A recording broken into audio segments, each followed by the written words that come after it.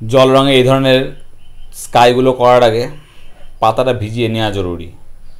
আমার এই ভিডিওগুলো দেখে যারা ইনফ্লুয়েন্স হন, যাদের ভালো লাগে, তাদেরকে অসংখ্য ধন্যবাদ।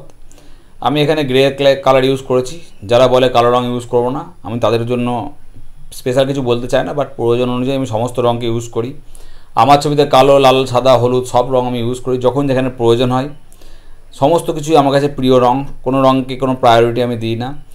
এবং আমি চেষ্টা করি আমার পেন্টিংয়ে যতটা সম্ভব স্ট্রোকের ওপর নির্ভর করে মোডটাকে ধরার, যে ইমপ্রেশনটা আমি ক্রিয়েট করতে চাইছি সেইটা যেন আমি সঠিকভাবে তুলে ধরতে পারি।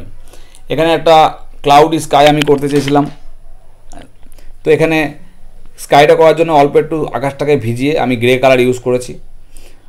আপনারা অনেকে আমাকে প্রশ্ন করেন দাদা কালো রঙ ইউজ করা যায় কি না, গ্রে কালার ইউজ করা যায় কিনা। সমস্ত কালার ইউজ করা যায়, এমন কোনো রুলস নেই। সমস্ত রুলস মানুষের তৈরি। এই পৃথিবীতে যত রুলস আর রেগুলেশন আছে ফাইন আর্টসের, সব কিছু মানুষ তৈরি করেছে।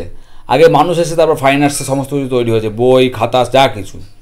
তো আপনারা কোনোরকমভাবেই ভাববেন না যে আমি যদি গ্রে কালার ইউজ করি আমার ছবি খারাপ হয়ে যাবে, এমন ভাবার কোনো কারণ নেই। তবে হ্যাঁ, জেনে বুঝে তারপর ইউজ করাটা সঠিক। আমি এখানে কালো রঙ ইউজ করেছি মানে আপনিও কালো রঙ ইউজ করবেন না জেনে সমস্ত পেন্টিংয়ে, সেক্ষেত্রে আপনার পেন্টিং নষ্ট হওয়ার সম্ভাবনা থাকে। এখানে দেখুন আমি কোনো বেশি প্রাইমারি কালার ইউজ করিনি, সব কালার আমার সেকেন্ডারি কালার। আপনারাও ঠিক এইভাবেই কালারগুলোকে ইউজ করবেন, কারণ আপনাদের পেন্টিংয়ের সবথেকে মেন যে বিষয় সেটা হচ্ছে মোড। যেই ইমপ্রেশনটা আপনি ক্রিয়েট করতে চাইছেন, যেই সময়টাকে আপনি তুলে ধরতে চাইছেন। একটা ক্লাউডি স্কাই, প্রচণ্ড বৃষ্টি হয়েছে, সমস্ত দিক জলে ভরা, গাছগুলোও জলের মধ্যে ডুবে আছে। এখানে আমার যেটা সবথেকে ইম্পর্ট্যান্ট সেটা হচ্ছে ভ্যালু, কালার, ফ্লো, স্ট্রোকস। এখানে লাল নীল গাছ নেই, দুটো ছোট্ট মানুষকে আমি আঁকলাম, জাস্ট বৃষ্টি ভেজা জায়গায় দুজন দাঁড়িয়ে আছে, এইটুকুই। এর বেশি কিছু চাকচিক্য আমার পছন্দ নয় এই ধরনের ইমপ্রেশনে, এবং এটার জন্যই আপনারা আমার পেন্টিংকে ভালোবাসেন।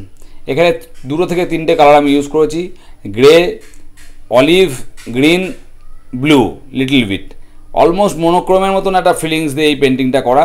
এখানে বিরাট কিছু প্রচুর সবুজ, হলুদ, কালো, লাল, নীল এত কালার ইউজ করা নেই। জলে রিফ্লেকশন করার সময় আমি ঠিকভাবে এই গ্রে কালারকে ইউজ করছি। আর পুরো কাজটাই ওয়েট অ্যান্ড ওয়েটে করা, তো কোনো কোনো জায়গায় ব্লেন্ড হয়েছে, কোনো কোনো জায়গায় ব্লার হয়েছে। এই সমস্ত কিছু মিলেই আমার ওয়াটার কালার ইমপ্রেশন। আপনারা যখন কাজ করবেন আমরা এই কথাগুলো, ছোটো ছোটো কথাগুলো মনে রাখবেন, দেখবেন কাজ ভালো।